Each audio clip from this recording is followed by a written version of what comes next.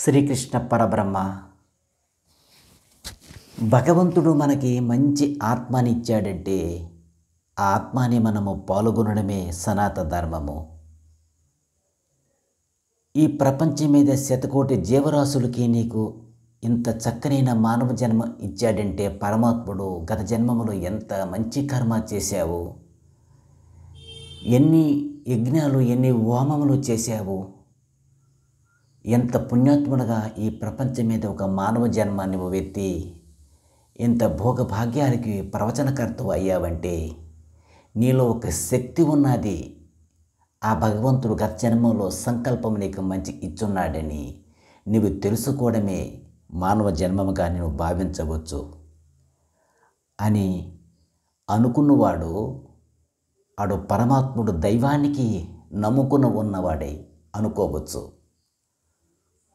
కొంతమంది తినడానికి చేతులు ఉండవు, కొంతమంది చూడడానికి కళ్ళు ఉండవు, కొంతమంది నడవడానికి కాలు ఉండవు, కొంతమందికి అసలు నోటంట మాట రాదు, గుడ్డివాడు చెవిటివాడు మోగవాడు ఇలాంటి కొన్ని అనారోగ్యాలతో పుడతారు. గత జన్మంలో చేసుకున్న కర్మాని ఆ కర్మ వల్ల అనుభవించడానికి మళ్ళీ మానవ జన్మము ఈ ప్రపంచం మీద జన్మిస్తాడు.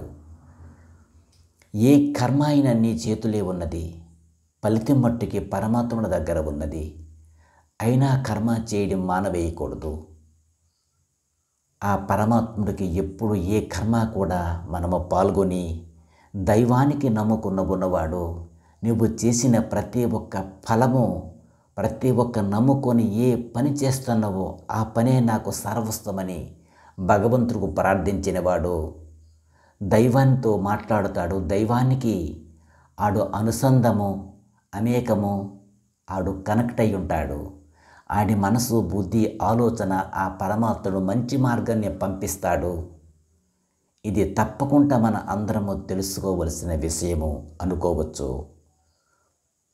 మనకు వర్షం పడితే మన ఇంటికి చేరుకుంటాము, ఆకలేస్తే ఆహారము తయారు చేసుకుంటాము, మనకు శరీరంకి బాగోలేకపోతే ఒక మెడిసిన్ చేసుకుంటాము. కానీ ఆకాశం మీద ఎగిరే పక్షులకి ఎవడు వాడికి మెడిసిన్ ఇస్తున్నాడు, ఆహారం ఇస్తున్నాడు, వాటర్ ఇస్తున్నాడు?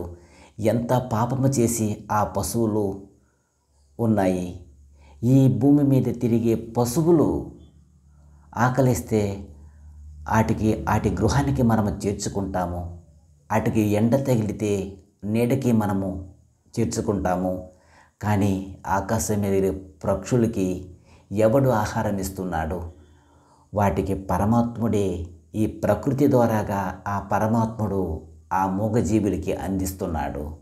అటువంటి పక్షులకు కూడా మనము ఆహారము ఏ రూపంలో అందించిన వాటికి నీళ్ళు సప్లై చేసిన ఏ ఒక్క మూగజీవులకి ప్రాణికి ఇబ్బంది పెట్టకపోయినవాడు వాడు మహావీరుడుగా మనము భావించవచ్చు అని తెలుసుకోవడమే సనాతన ధర్మముగా మనము తెలుసుకోవచ్చు.